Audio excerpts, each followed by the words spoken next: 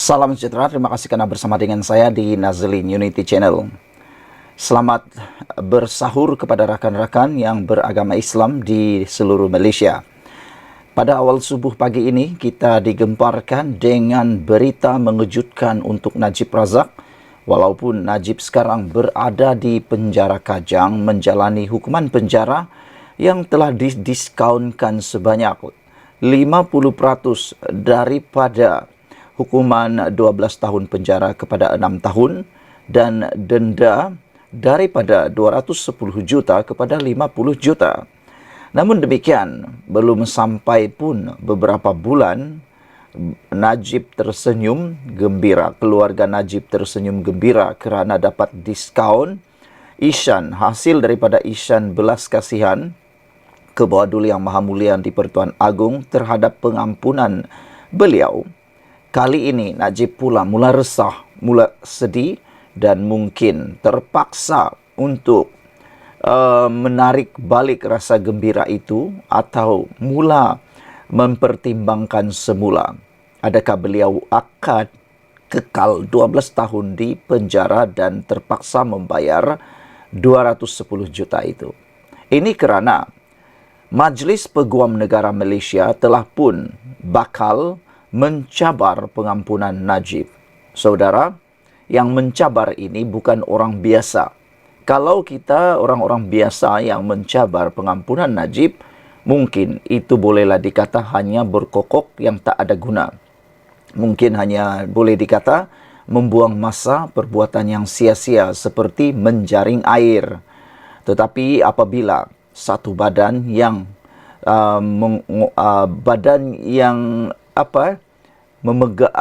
menjalankan atau melaksanakan undang-undang, iaitu Majlis Peguam.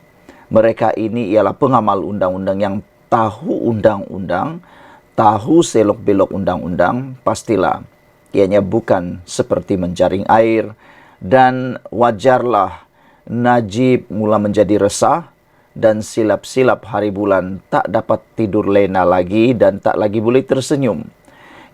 Majlis Peguam Malaysia mencabar pengampunan Najib atas beberapa faktor. Ikuti terus ulasan kali ini supaya anda tahu kenapa Majlis Peguam Malaysia ini mencabar pengampunan Najib. Majlis Pengampunan Najib, Majlis Pengampunan Malaysia dijangka memfailkan semakan kehakiman terhadap pengampunan Datuk Seri Najib Razak selepas usul mencabar tindakan terhadap bekas Perdana Menteri itu diluluskan dalam mesyuarat agung tahunan AGM badan itu hari ini.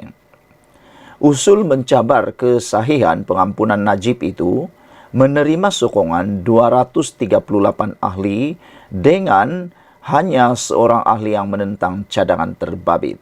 Bayangkan, mereka ada 239 ahli, tapi 238 ahli setuju untuk mencabar kesahihan pengampunan Najib dan hanya ada satu orang yang tidak bersetuju atau menentang.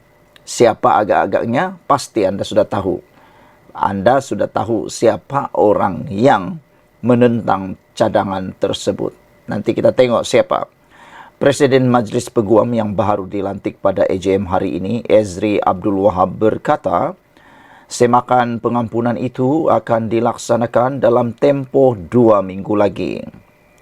Majoriti ahli Majlis Peguam menyokong usul yang dibentangkan hari ini dan ia menjadi tanggungjawab kami untuk memfailkan semakan terhadap langkah pengampunan itu. Sebelum kita teruskan, jangan skip video ini kerana saya akan terangkan melalui laporan ini. Kita akan terangkan mengapa Majlis Peguam Malaysia ini menentang ataupun memohon supaya pengampunan Najib itu disemak kesahihannya. Ia adalah kerana Majlis Peguam bertanggungjawab dalam menjaga kedaulatan undang-undang negara dan ia semakan kehakiman juga menjadi tanggungjawab kami, katanya dalam sidang media selepas mesyuarat itu. Mengulas lanjut mengenai perkara itu, Ezri berkata Majlis Peguam bersetuju untuk membangkitkan Bagaimana proses pengampunan itu berlangsung yang dilihat dilaksanakan tanpa tindakan yang tepat. Semalam media melaporkan bekas Presiden Majlis Peguam Zainur Zakaria meminta badan itu supaya mempertimbangkan keputusan lembaga pengampunan dalam kes Najib. Usul yang diterbitkan menerusi laman web Majlis Peguam menegaskan, permohonan maaf Najib tidak sepatutnya diproses dan diputuskan kerana beliau hanya menjalani 1,5 tahun daripada hukuman penjara 12 tahun dan tidak membayar denda RM210 juta. Itulah sebabnya, saudara-saudara, mengapa Majlis Peguam Negara ini memutuskan untuk memfailkannya.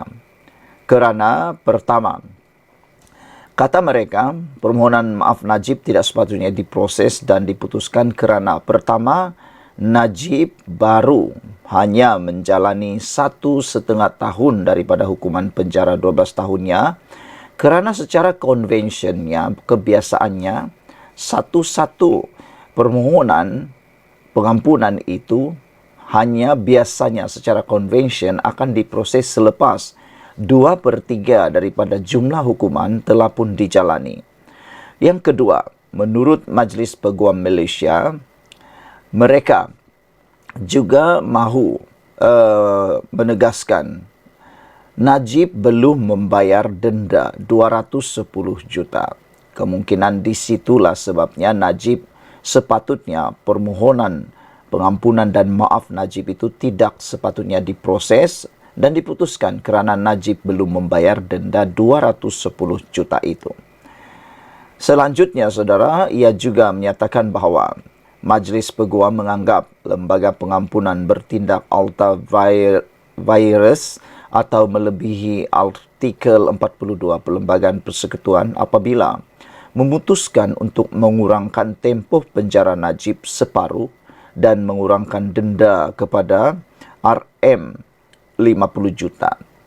Pada 2 Februari lalu, Najib dilaporkan diberi pengurangan 50% bagi hukuman penjara 12 tahun yang sedang dijalani sejak tahun 2022 sekaligus menyaksikan bekas Perdana Menteri itu bakal dibebaskan pada 23 Ogos 2028.